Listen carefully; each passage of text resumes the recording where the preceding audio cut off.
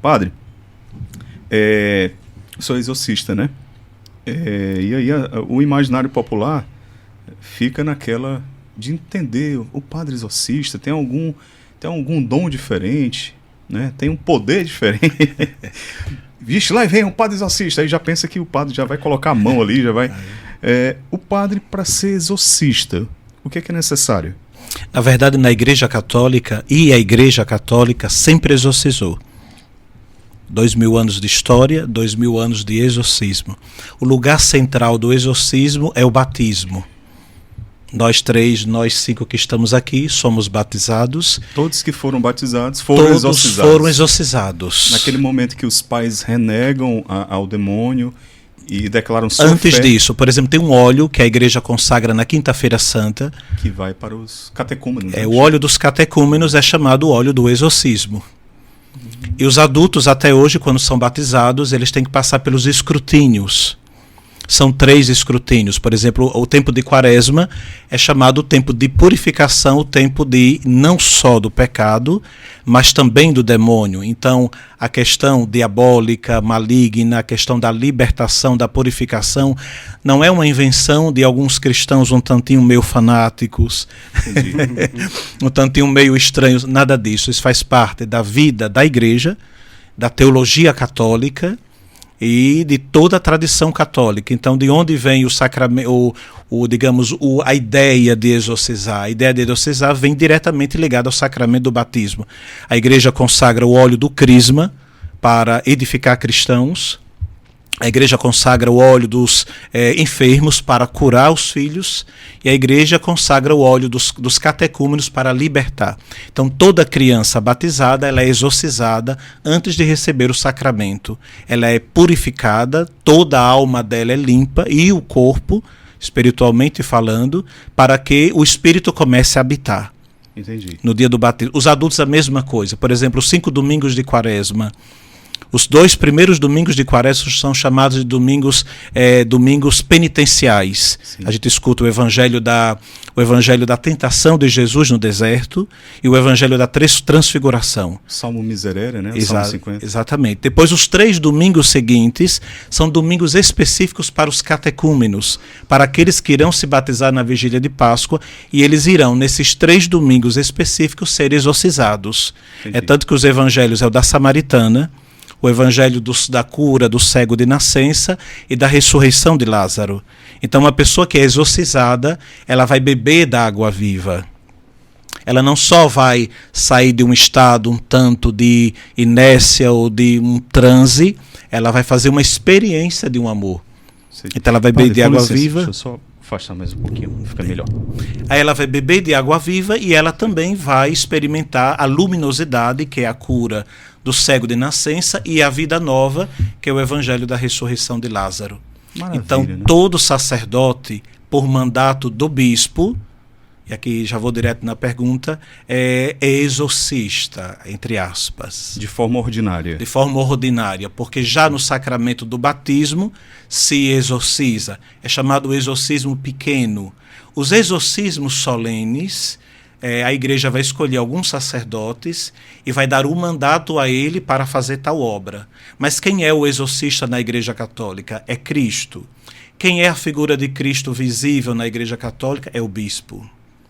Então, o exorcista é o bispo. Por isso que ninguém exorciza sem mandato dele. Entendi. Eu não posso exercer o ministério sem que ele dê a provisão, que é um documento, me dando autoridade. Se ele, por exemplo, hoje mesmo, o arcebispo quiser recolher esse mandato, está entregue, terminou. Isso por conta da sucessão apostólica. Por causa da sucessão apostólica. Então, o exorcista na igreja é Cristo, e na igreja visível, Cristo é o bispo. Então, ele vai administrando a graça, dando os ministérios. Os ministérios ninguém se outorga. Entendi. Então, eu quero ser exorcista e serei. Todos os ministérios vêm da graça de Deus, que passa pelas mãos do bispo, que é o exorcista. Pela autoridade da igreja. Pela autoridade da igreja. Sempre em comunhão. Qualquer padre que for tentar expulsar um demônio, sem a autoridade da igreja, o demônio identifica. Porque ele não está sob obediência.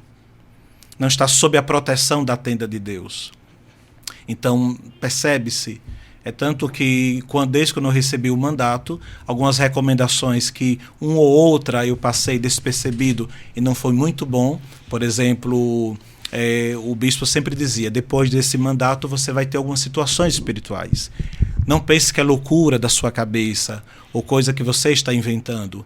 Eu acho que eu passei uns 6 meses ainda pensando que eu estava quase enlouquecendo, porque tinha coisas muito estranhas e fenômenos, e à noite eu ligava para Dom Henrique Soares, que na época era o nosso bispo auxiliar, e ele simplesmente ria do outro lado do telefone. Você tem muito que aprender. Ele disse, exato, ele disse, você tem muito que aprender, você não vai enlouquecer. Você é muito novo. Você é doido demais para enlouquecer, então fique em paz. E essa orientação da igreja, todo esse apoio foi muito bom. Hoje eu moro com outro sacerdote e as coisas que a gente escuta e a gente vê, se contássemos simplesmente por uma pessoa, diria, o padre está inventando aquilo, mas experimentamos juntos, tenho mais segurança na... Tem uma testemunha. Tem uma testemunha. Muito bom saber disso, viu? Que catequese maravilhosa, viu, Pedro? Agora, padre, uma pergunta. Você pode se negar a receber esse mandato? Posso, sim. Tudo na igreja com a liberdade. Tá? Desde o início do evangelho. Jesus, ele propõe.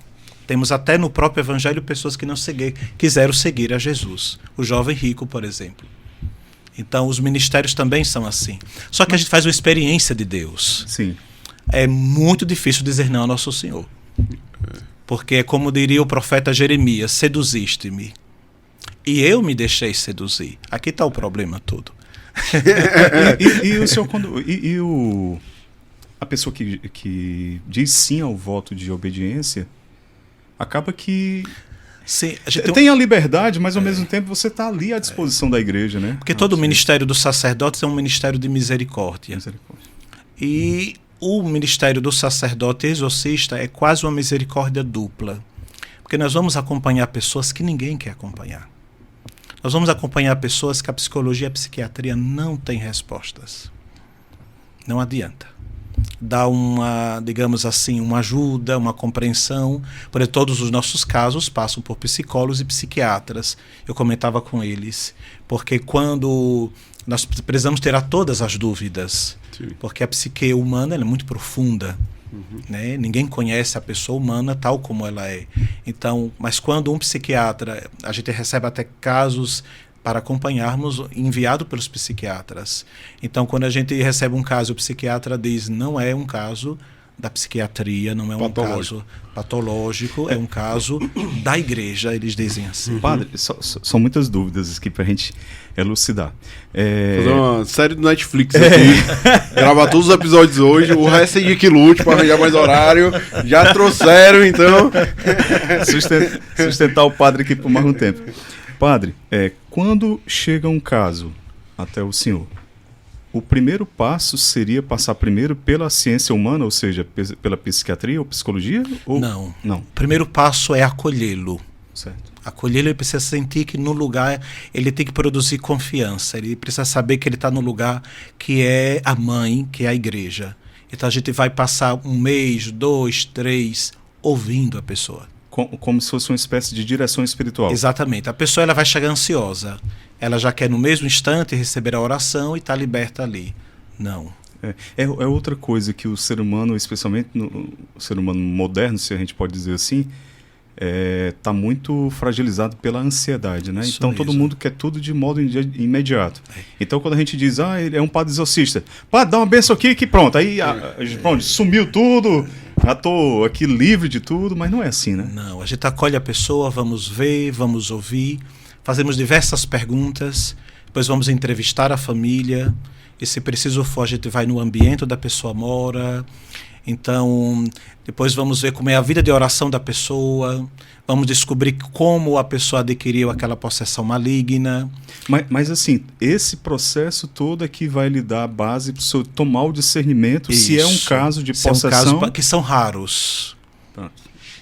Então, a possessão maligna é uma ação extraordinária. Sim. São 4... Permissão de Deus, né? Permissão de Deus. São 4 ações extraordinárias. A possessão, o ataque no corpo, chamado vexação, que também tem já na possessão, a infestação maligna, os ambientes podem estar contaminados pela presença maligna, e também a obsessão, aquela opressão maligna no pensamento da pessoa, para enlouquecer a pessoa. Como aquele caso dos... Como é que é o nome? Aquela doença psíquica? É o...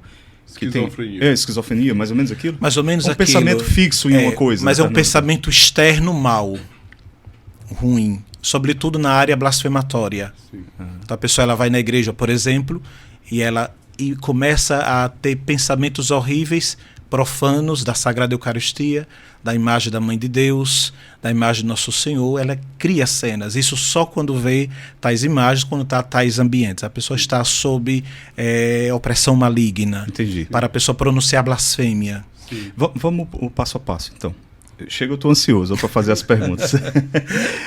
Depois que o senhor tem todo esse processo de conversar, de acolher, conversar com a família, e aí o senhor chama a família e diz, realmente isso é um caso de possessão? É isso? Não, vamos começar a rezar. Certo. Porque o ritual de exorcismo, ele é ao mesmo tempo liberatório, mas ao mesmo tempo ele ajuda no sintoma. Sim. Que o demônio pode se esconder sob todas as facetas, mas o demônio não resiste ao ritual. E o ritual é um rito específico? Rito específico, um rito de bênção. Rito de bênção. Com liturgia da palavra, momentos de arrependimentos, ladainha de todos os santos, leitura de salmos, leitura de orações, uso da água benta, do crucifixo, uso do sopro, do suflá sobre a pessoa que está, digamos, em processo de libertação. E, havendo a libertação, já no final canta o Magnífica ou Benedictus, dependendo do horário, se é pela manhã ou à tarde, etc. É um verdadeiro ritual, compõe uma liturgia católica, porque é uma ação de Cristo. Entendi. É Cristo que está ali operando. Então, o exorcista não tira nada de ninguém. Mas um ritual só já faz a limpeza. O ritual só, em nome da igreja, faz a limpeza. E a cura. E esse rito, o senhor marca em que momento assim, do processo de acompanhamento? Então, a gente vai começar a fazer o ritual. Então, ele não se dá num dia específico não. Apenas? Então, as pessoas confundem. Então, sessões por ritual. Pronto, era isso que eu queria perguntar. Não é como a missa, que é ali... Começa e termina. Não, começa tá. E vai ter várias sessões que podem durar 10 anos. Entendi. Mas o senhor vai repetindo? Vai repetindo o ritual. A pessoa chega, a pessoa vai confessar. Se você encontrar uma pessoa possessa, você nunca vai descobrir que ela é possessa. Porque ela tem todas as suas faculdades humanas normais. A pessoa vai na faculdade, a pessoa estuda, a pessoa namora, a pessoa está casada, a pessoa está bem arrumada, a pessoa está aí, ela vai confessar. É ela que pede à igreja a libertação. Quando ela pede à igreja, com a fé, e professa a fé, que a gente precisa da fé da pessoa, sim, aí ela vai ser acompanhada. Sim. Precisa ter essa deliberação própria. Senão a pessoa não será liberta. O processo não. Entendi. Outras questões espirituais, nem sempre a pessoa está completamente aberta àquilo, mas a oração vai fazer com que a pessoa seja tocada. Então não adianta, por exemplo, chega a mãe é mãe, né? Padre, aqui a foto do meu filho, deu uma bênção de exorcista aqui. Ou quando leva os jovens, porque na cabeça de muita gente qualquer crise histérica é uma possessão maligna, sim, porque tem muita gente que vê demônio em tudo que é esquina. Tudo, né? É outra faceta do problema, né? Que é um problema grave. A gente tem um problema grave de pessoas que veem demônios em tudo, ou pessoas que não creem na existência do demônio, ou pessoas que creem na existência do demônio, mas pensam que ele é uma figura bíblica, sim, etc. Tal. São várias facetas aí de uma mesma... E tem os níveis também, né? Tem o nível menor de possessão e tem aquele nível extremo que é dos filmes de Hollywood também, né? Não. O que chamaria de nível, chamaria de tipos de demônios. Sim. Porque tem demônios que são príncipes de legião, tem demônios que são submetidos a outros demônios. Então, tem acho que 6 anos, eu estava fazendo um ritual de exorcismo, e o demônio vai enfraquecendo, sessão por sessão. Ele vai enfraquecendo ao ponto de não levantar mais e estar ali prostrado no chão. Há demônios que durante o ritual pedem para sair, porque ele não suporta a oração. Ele pede para sair. Mas pede, verbaliza isso aí? Ele verbaliza e não consegue. Há um desígnio. Então, essa pessoa estava enfraquecendo e, de repente, ela passou, vamos supor assim, toda semana ela era exorcizada e passou uns 2 meses e não mudava nada. Não mudava nada.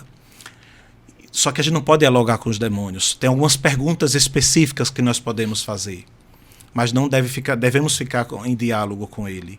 Mas aí eu fiz a pergunta, o que estava acontecendo, quando vai sair? E eu lembro que ele disse, do mesmo modo que tem pessoas aqui que se estão submetidas a você, eu estou submetida a um outro. Você precisa pedir ao seu Deus que obriga o meu Deus me liberar.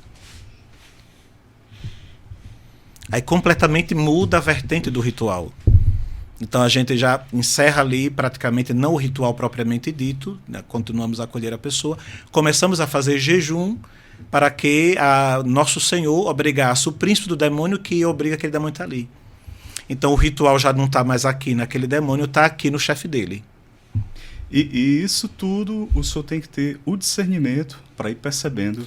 O discernimento, a equipe que acompanha, a gente não exorciza trabalha sozinho, né? No mínimo 10 pessoas. Meu Deus. Porque Essas pessoas são ministros também? Pessoas formadas por fizeram nós. Um curso, exatamente. A gente vai treinando essas pessoas. O caso que a gente está atendendo recentemente agora, isto é, nesses últimos 4 anos, toda a família de uma paróquia. A família inteira. E uma vez eu fui obrigado a dizer a este demônio que ele pegou a família errada. Porque a família toda tem vida de oração, tem vida de sacramento, e é terrível para ele. Então, para este caso, a gente não está com a equipe propriamente dita, porque a família inteira tornou-se a equipe. Então, nós fomos de forma treinando, orientando, e essa família, quando terminarmos o caso, pela graça de Deus, já está treinada para acompanhar qualquer outro caso queira. Mas a gente sempre tem uma equipe que acompanha o sacerdote e são treinados no toque, na oração, no olhar, no falar, no ver, não envolver-se em uma série de situações. E também a força física. Tem demônios que são muito fortes e que precisam de 10 pessoas para segurar no chão. Porque nós não podemos ao mesmo tempo fazer a oração e controlar a pessoa. Sim. Porque podemos ser agredidos, e muitas vezes nós recebemos cusparadas, às vezes, então tem todos esses ataques. Sim. E os ataques são de verdade, né? São de verdade. Não só durante o ritual, mas tem períodos que o demônio ataca a gente durante a semana inteira. Sim. Certo. Então o padre exorcista ele tem um pouquinho mais de trabalho. Muito mais. Tem que malhar, né, não, padre? Estávamos falando. Tem que ter um braço forte. O padre exorcista está em casa, cai alguma coisa. Não, meu filho, fique tranquilo. Fique tranquilo. É isso. Tem que pegar uns pesos aí pra levar umas reboadas aí.